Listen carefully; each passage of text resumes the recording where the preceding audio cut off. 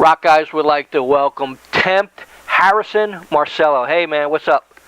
How's it going, Brian? Very good. Very good. You must be a little bit tired, huh? Coming back from Rocklahoma? Yeah, we got back 2 nights ago. It was or Wednesday night, and I pretty much slept all day yesterday. So I'm actually feeling pretty rested right now. Cool. Now you played the retrospect stage. Sam, is a good friend of ours and stuff like that. So how'd that go? It was awesome. I mean, out of all the stages there, I think the retrospect was actually the best sounding one because it was kind of covered. It was in this tent, right? So unlike the hard rock stage and the main stage, like the sound really wasn't getting blown around by the wind. You know how it can be like in those festivals and stuff. Right. So all the bands are really awesome, and a lot of people showed up for our show and for a lot of people's shows, and it sounded fucking great. So wow. Was it amazing? Like when all these fans come up to you and stuff like that, and want to talk to you, get autographs, and anything they could get from you? Is that something? It was pretty overwhelming. We actually decided to promote our show because we had the last spot on we had the first spot on Sunday, but we were on the last day, so we had like 2 days at the festival to promote.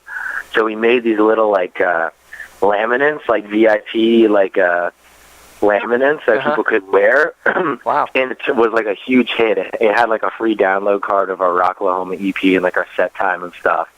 So we passed out like 1,000 of those at the show. Cool. And so we ended up getting like a pretty big crowd, especially for our first time being there. After the show, we were like signing everyone's CDs and stuff, and it was pretty awesome because I think that was probably one of the biggest crowds we've played for, and the best response we've gotten in terms of like size so far.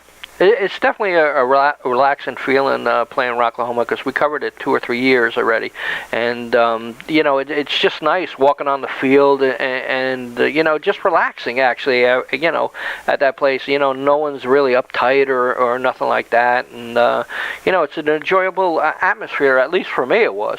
Yeah, everyone was super nice and stuff, and there's a lot of different types of bands and different types of music, but everyone's kind of checking everyone else out and getting along. So yeah, it was super fun. We all enjoyed it a lot. Cool. Now the band is from New York City, and with the competition in New York, how difficult is it for a young band to really break out of that mold? Yeah, it's a little difficult. We're starting to have some more success as we kind of generate a real fan base here. Right. But because New York is like such a big city, it's you kind of get overshadowed because there's so many large acts moving through it. True. So people don't really necessarily go out to just see music. Like we were just in Nashville for a show on Tuesday night, and I was blown away by like how many people were just going out and seeing shows there, just like random local bands, local cover bands. And the show we had there, the place was packed, not because we were drawing an insane amount of people, which we drew some people, but just because people are out to see music. Right. And you don't get the same kind of thing in New York if you don't already have a built-in fan base. Like the first thing a lot of clubs ask you is like, how many people are you going to draw? Right. And we actually got to have dinner with JJ French, and while we were in Oklahoma, because Twisted Sister played on Saturday there. Right. And he was telling us all about how when he was playing in New York, you'd have like hundreds of people just going out to clubs and just to see music. It wasn't about like drawing people or anything. So it's a little hard, and when we started off, it was kind of hard to get gigs, but we're kind of slowly building traction as we work on it more and more. So hopefully something will arise soon. Cool. But it's definitely a little difficult at the start. Right. Do you feel like Rocklahoma was a big stepping stone for the band? Because I see all of a sudden like a lot of press on you guys. Yeah, definitely. I think it was we when we did we had a bunch of interviews set up for us on Saturday, the day before our show. And we decided that, despite what interviews we had set up, we were just going to go and, like, talk to people. And we pretty much, like, hit every little station in the media tent. So we made a big point of doing that. And I think it was good to see a bunch of reactions from people who had no idea who we were, kind of. Right. Because a lot of the shows we played in the city have been originally generated through kind of friends and family, like getting the word out and that kind of thing. Right. So it was good to see, like, a really positive feedback and talk to people who had no idea what we were going to sound like, etc. You know what I mean? Right. I mean, I wouldn't even known about the band if it wasn't for Chip over at Chipster. I mean, he passes over a lot of bands to me and stuff like that, and I'm always obliged to, listen to, stuff he has. And so, like, actually, your EP, Under My Skin, which is mixed by Michael Wagener, and blew me away, Thank you. For a band, like, I mean, I get tons of, emails with people asking me, to listen to their stuff. I do listen to it, but I mean, when your CD came, well, your download, I'm into the 80s style music and stuff like that, but I'm also into, almost every kind of music. But, I mean, really, I mean, I finished the review. It's in editing. It will be up by this weekend. But, I mean, just listening to the songs, I listened to, I think there's 5 songs on the EP that was sent over to me, and all 5 songs blew me away, So, congratulations on that, Thank you. So, yeah, I think we're definitely just trying to really focus on writing music that we all like, and one of the things we all enjoy about 70s and 80s rock is how accessible it is to like every genre, like lover. You know what I mean? Like, right. It's pretty much just pop music with guitars and big drums and that kind of thing. So I think we're definitely not trying to just recreate the 80s. I think we're trying to bring it and extend that genre some into a more modern audience. Right. Like, a lot of kids that I know and a lot of my friends here, they don't really know about that kind of music. Right. So when they hear that kind of arena rock, it doesn't necessarily sound dated to them like it might to someone who experienced that genre. It's something cool. And I think we're definitely, as we play more and more, we're definitely trying to find our own voice and our own look and stuff to just extend that and make it something new, so it doesn't just seem like a throwback, like, cover band kind of thing, Right. Now the first single, if you want to say, is Under My Skin, which you just released to, the public, for them to hear what you sound like. What kind of feedback did you get from that? Everyone's loving it. I mean, it's really awesome how when people tell you they love your music, so that's cool. And I think, going off of what I just said before, kind of, we're getting positive feedback from kind of all areas. Like, there's younger kids that don't necessarily like pop metal or hard rock that are really enjoying it. And then, of course, there's people that are like, oh, this sounds just like what I grew up listening to, kind of in a new light, and it sounds awesome. So it's cool to get that kind of universal love of a track, and I think that's what we're really trying to go for. It's really cool because, like, when I posted Under My Skin, the song, on the Rockeyez Facebook, all I got was positive feedback too, so, like, you're definitely hitting the right chord with all music fans that are listening to it. But I mean, even like Use It or Lose It or The Fight, I mean, they follow in that same great mold, but, like, the band is not one-directional at all, I mean, you got Time Won't Heal, which is a ballad, which blew me away. But Amina, oh my God, that song. I mean, not many people probably heard that song yet, but when they get to hear it, holy shit, It is that's awesome. One of my favorites. That is awesome. You mix a little bit like a Tesla feel, but yet still holding that 80s feel, but also brought up to today's modern world. That song's amazing. I could just see that in the arena, Thanks a lot, yeah. I mean, that's what we kind of Sadly, one day we're at that level. Right.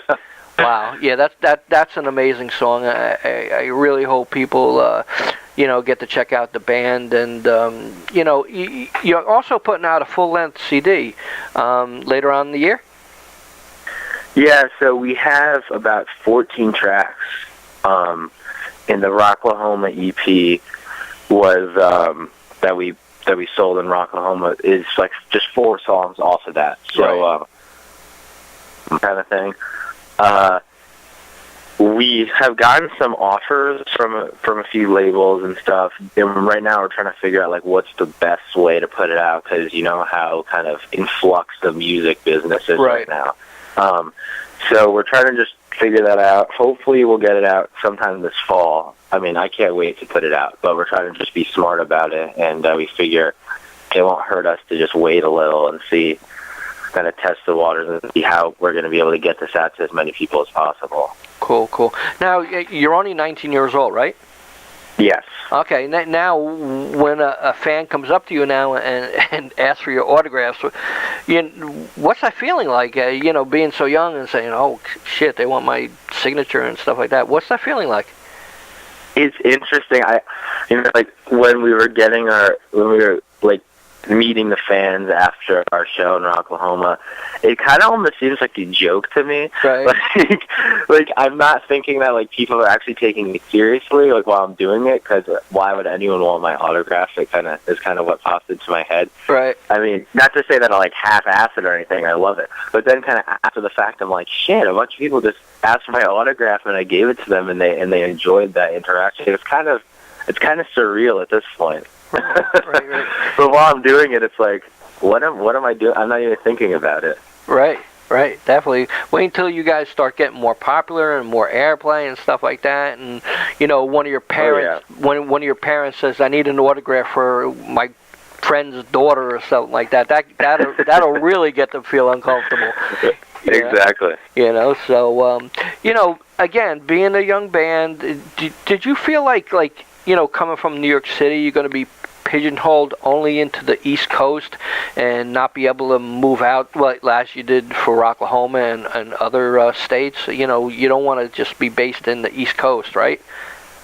Yeah, I think at first I kind of felt like that, just because when we first started playing, as I said before, it was so hard to just get gigs, because every club that you talk to, they're like, okay, well, we need you to sell X amount of tickets for the show. And when you're first starting out, it's like, I can only invite my friends and family so many times to the same show, you know what I mean? Right. But once we went to Rocklahoma, once we were invited in September, October, I think it was, when we found out that we were gonna be playing there, it felt a little more comfortable in terms of like, okay, so we're actually going to be able to kind of expand a little farther. And then once we were there this weekend, it was awesome to see just how easy it was to kind of to get people there and get people interested. And it didn't seem as quote unquote scary, you know what I mean? Right. And then the Nashville show we had on Tuesday was awesome too, because we played for a bunch of people. There must have been like maybe 100 people in this tiny little club. Right. So it was kind of fun, or not kind of. It was really fun, I think now that we've done that and like kind of broken through in terms of just playing in the middle of the country, it's going to be a little easier now and a little less, going to be less concerned about it and just kind of go with it. Is it also difficult, like, say you're playing a club 21 and over and stuff like that, to draw in fans, or is it easier for that? It's definitely a lot harder. I think if not to criticize the drinking age, I think just like the whole 21 and up thing is definitely annoying, because having two 19-year-olds in the band, it's definitely hard to draw friends and people, because we're not trying to really. I'm not saying 21's old, but we're trying to appeal to a younger kind of fan base, which also includes like late teens kind of thing. Right. So it's hard to. That's definitely hard. And I think the whole 21 thing just kind of has impacted people going out to see shows, because I think that kind of the demographic that used to really go out to club shows especially was younger people, like 16 to 18. Right. Or 18 to 20, because those people don't really have the money to spend on really expensive tickets, and they want to just kind of go out with their friends and have a good time, and like a club's kind of the perfect way to do that, to see live music. And I think that's kind of one of the reasons the whole club scene and just like local live stuff has been so kind of dead lately, is because you can't get that core demographic of people that just go out to place and see a new band to get interested in someone. Sure. Do you feel the future of music is going to be downloads? I'm not sure. It's so hard to tell. There's so many different ways people are kind of putting out their stuff. If the thing with downloads that's scary is that like it's so hard to make any money off of it. Right. It's true. And I think someone, or maybe we, will find a way that's going to kind of be the new model that's going forward. Is going to be lucrative for bands. Right. But as of now, I'm not really sure. As I said before, everything's kind of in flux. Right. We're trying to experiment with different things and figure out really how we want to try to go about doing this down the road. But I've been surprised at how many people, like, we gave those free download cards out at Rocklahoma before our show to promote it, and even after the people had the free downloads, they wanted to buy the CD because they wanted, the physical copy. Oh, yeah. And all that old school kind of thing to read, the liner notes and that kind of thing. So, I mean, I hope the kind of physicality of it comes back, maybe not necessarily in CDs, but something like that, but I really don't know. Definitely cool. What are your hopes for this band? Oh, that's a tough question. I mean, I think the kind of easy answer is I hope we get famous and blah, blah, blah, blah, and we can really enjoy doing this as a living, kind of. But I think the more broader thing and the less easy answer is just kind of, if not us, I hope someone can create a resurgence of just, not just like melodic rock necessarily, or 80s rock, or that kind of inspired music, but just, there's just such a lack of just good rock bands, and just with an emphasis on like musicianship and songwriting and that kind of thing. So I hope that can somehow return, and hopefully this is kind of all just a big cycle, you know what I mean? Cool.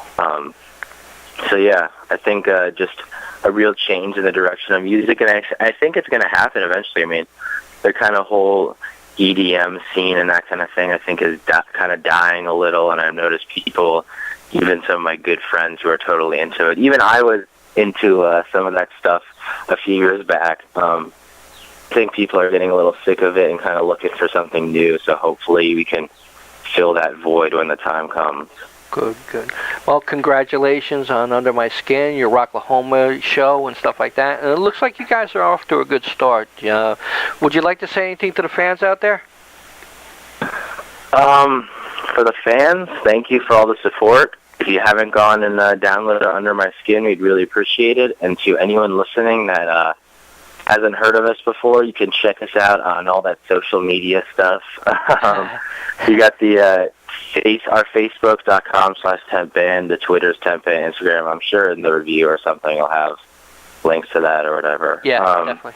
And then, the single Under My Skin is actually on iTunes for everyone to buy. And I think we're actually maybe going to put the EP up in our store, so you can go on our Facebook and check that out. Cool. Well, man, thanks a lot, Harrison, and I appreciate the talk, and congratulations once again. No problem. Thank you very much. Talk to you later, man. See ya. Bye-bye.